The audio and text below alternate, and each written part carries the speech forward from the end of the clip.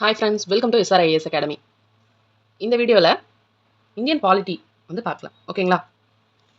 நம்ம பார்க்க போகிற டாபிக் பன்முகத்தன்மையினை அறிவோம். 6th ஸ்டாண்டர்ட் சோஷியலில் இருக்குது. ஓகேவா? வாங்க வீடியோக்குள்ளே போகலாம். பன்முகத்தன்மையினை அறிவோம். அதாவது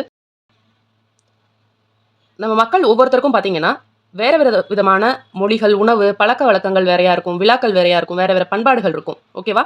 இது எல்லாமே வேறுபட்டிருந்தாலும் நம்ம எல்லாமே என்ன பண்ணுறோம்? ஒற்றுமையாக ஒரே நாட்டில் வாழ்ந்துட்டுருக்கோம். எக்ஸாம்பிளுக்கு பார்த்தீங்கன்னா, இப்போ தமிழ் பேசுகிற நம்ம அரிசி உணவாக எடுத்துக்கிறோம், பொங்கல் விழா கொண்டாடுறோம். மலையாளம் பேசுகிற மக்கள் புட்டு உணவாக எடுத்துக்கிறாங்க, ஓணம் பண்டிகை கொண்டாடுறாங்க. ஹிந்தி பேசுகிற மக்கள் சப்பாத்தி உணவாக எடுத்துக்கிறாங்க, ஹோலி பண்டிகை கொண்டாடுறாங்க. ரைட்டா?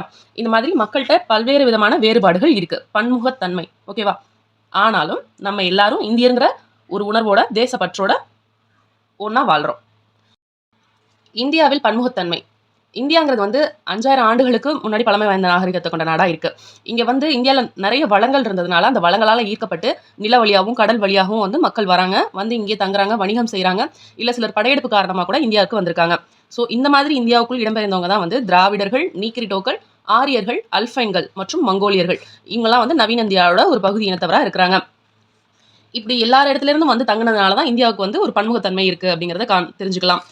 இது மட்டும் இல்லாமல் நில அமைப்புகள் மற்றும் வாழ்வியல் முறைகளில் பன்முகத்தன்மை வந்தது. சமூக பன்முகத்தன்மை, சமய பன்முகத்தன்மை, மொழிசார் பன்முகத்தன்மை, பண்பாட்டு பன்முகத்தன்மை. இந்த டாபிக்ஸ் எல்லாம் பார்க்கலாம் இந்த டாப்பிக்கில். ஓகேவா? நில அமைப்புகள் மற்றும் வாழ்வியல் முறைகளில் பன்முகத்தன்மை அப்படிங்கிறது நில அமைப்பு. பொதுவாக ஒரு கண்டம் அப்படின்னு சொன்னீங்கன்னா அதில் மலை இருக்கும், பீடபூமிகள், சமவெளிகள், ஆறுகள், கடல்கள், பள்ளத்தாக்கு, இந்த மாதிரி எல்லாமே சேர்ந்தது தான் ஒரு கண்டம் அப்படின்னு சொல்லுவாங்க. ஸோ ஒரு கண்டத்துக்குரிய எல்லா அமைப்புகளும் இருக்கிறது, நிலவியல் கூறுகளும் இருக்கிறதுனால நம்ம இந்தியாவை ஒரு துணை கண்டம் அப்படின்னு சொல்கிறோம். சரியா? ஒரு பகுதியோட பொருளாதார நடவடிக்கைகளை அதோட நிலவியல் மற்றும் காலநிலை கூறுகள் தான் தீர்மானிக்குதுன்னு சொல்கிறாங்க.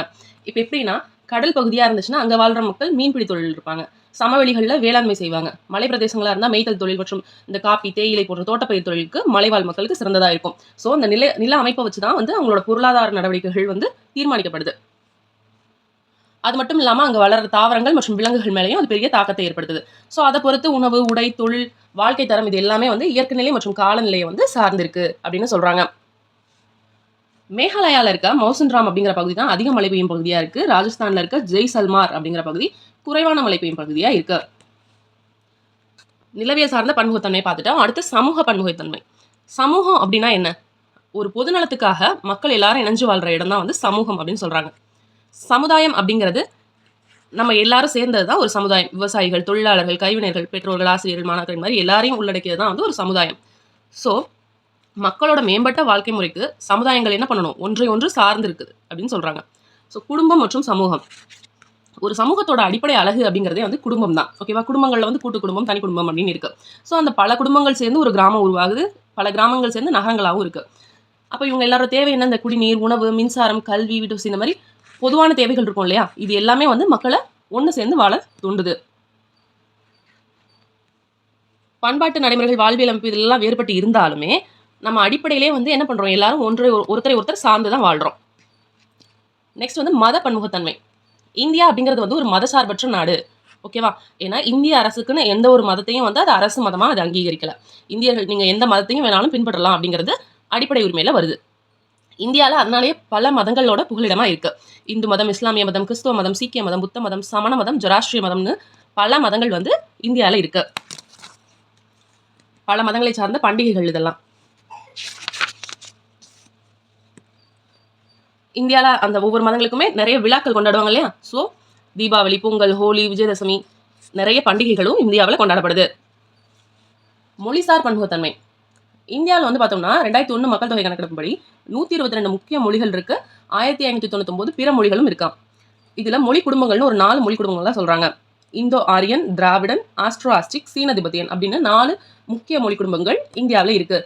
தமிழ் மொழிங்கிறது பழமையான திராவிட மொழி.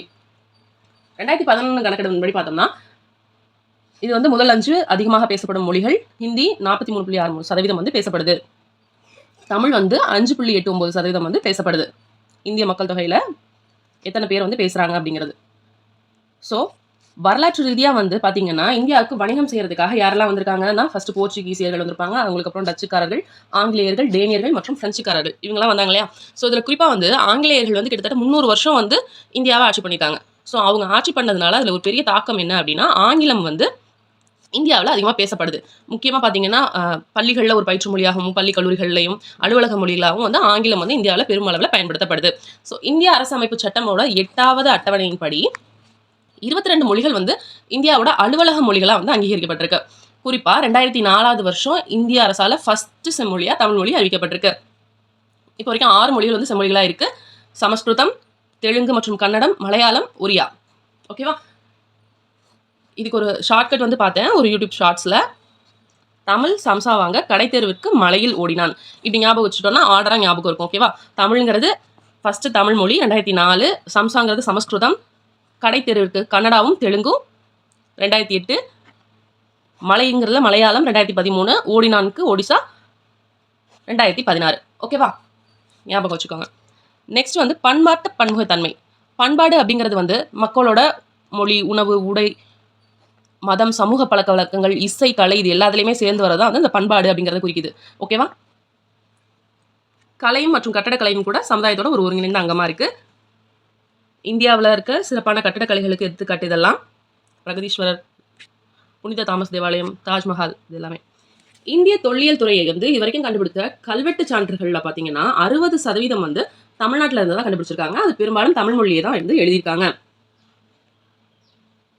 நெக்ஸ்ட் இந்தியாவில் இருக்க புகழ்பெற்ற நடனங்கள் மற்றும் இசைகளை பற்றி பார்க்கலாம். இசைகள் வந்து பார்த்தீங்கன்னா இந்துஸ்தானி, கர்நாடக இசை, தமிழ் செவ்வியல், நாட்டுப்புற இசை, லாவணி இசை மற்றும் கஜல் இசை இது எல்லாமே வந்து இந்தியாவில் காணப்படுற இசை வடிவங்கள். நடனம் பார்த்தீங்கன்னா புகழ்பெற்ற நடனம் அப்படின்னு சொன்னோம்னா தமிழ்நாட்டுக்கு பரதநாட்டியம், ஆந்திராவுக்கு குச்சிப்புடி, கேரளாவுக்கு கதகளி, கர்நாடகாவுக்கு யக்ஷகானம், மணிப்பூருக்கு மணிப்பூரி, அஸ்ஸாமுக்கு சத்ரியா, வட இந்தியாவில் கதக். ஓகேவா? இந்தியாவில் இருக்க புகழ்பெற்ற நாட்டுப்புற நடனங்கள் இது எல்லாமே தமிழ்நாடுக்கு கரகாட்டம், ஒயிலாட்டம், கும்மி, தெருக்கூத்து, பொம்மலாட்டம், புலியாட்டம், கோலாட்டம், தப்பாட்டம், கேரளாவில் தெய்யம், மோகினி ஆட்டம், பஞ்சாப்க்கு பாங்க்ரா, குஜராத்துக்கு கார்பா, தாண்டியா, ராஜஸ்தானுக்கு கல்ஃபேலியா, கூமர், உத்தரப்பிரதேசம் ராசலீலா, உத்தரகண்ட் சோலியா, அஸ்ஸாம் பிகு. வேற்றுமையில் ஒற்றுமை. இந்த மாதிரி நம்ம இந்தியா பல்வேறு இதில் வந்து பன்முகத்தன்மை கொண்டதாக இருக்குது. மதத்தில், சமூகத்தில், பண்பாட்டில், நில அமைப்பில். ஆனாலும் இவ்வளோ பன்முகத்தன்மைகள் இருந்தாலும் நம்ம இருக்கிற மக்கள் எல்லாருமே வந்து நாட்டுப்பற்று அப்படிங்கிற ஒரு உணர்வால் ஒன்றிணைந்துள்ளோம். ஓகேவா? குறிப்பாக அந்த நம்ம நாட்டோட சின்னங்களான அந்த தேசிய கொடி, தேசிய கீதம் இது எல்லாமே வந்து நம்ம நாட்டுக்காக ஒன்றா இருக்கணும் அப்படிங்கிறத நமக்கு நினைவூட்டிட்டு இருக்கு. பொதுவான விழாக்களா சுதந்திர தினம், குடியரசு தினம், காந்தி ஜெயந்தி இந்த மாதிரி தேசிய விழாக்களாக வந்து நம்ம நாடு முழுசும் கொண்டாடுறோம். இந்தியாங்கிறது வேற்றுமையில் ஒற்றுமை உள்ள நாடு அப்படின்னு சொல்லி இந்த சொற்றொடர் வந்து யார் கொண்டு வந்தாங்க அப்படின்னு பார்த்தீங்கன்னா ஜவஹர்லால் நேரு அவர்கள் டிஸ்கவரி ஆஃப் இந்தியா அப்படிங்கிற புத்தகத்தில் வந்து கொடுத்துருக்காங்க. நம்மளோட விடுதலை போராட்டங்களும் இந்திய அரசமைப்பு சட்டமும் வந்து இந்தியாவோட ஒற்றுமைக்கு சான்றா திகழுது. இந்தியாவில் பல்வேறு இன மக்கள் காணப்படுறதுனால இந்தியாவை இனங்களின் அருங்காட்சியகம் அப்படின்னு சொல்லி B.A. ஸ்மித் அவர் சொல்கிறாரு. இந்த வீடியோ உங்களுக்கு யூஸ்ஃபுல்லாக இருந்திருக்கும்னு நினைக்கிறேன். தொடர்ந்து நம்ம சேனலை பாருங்கள், சப்போர்ட் பண்ணுங்கள். தேங்க்யூ. Happy learning.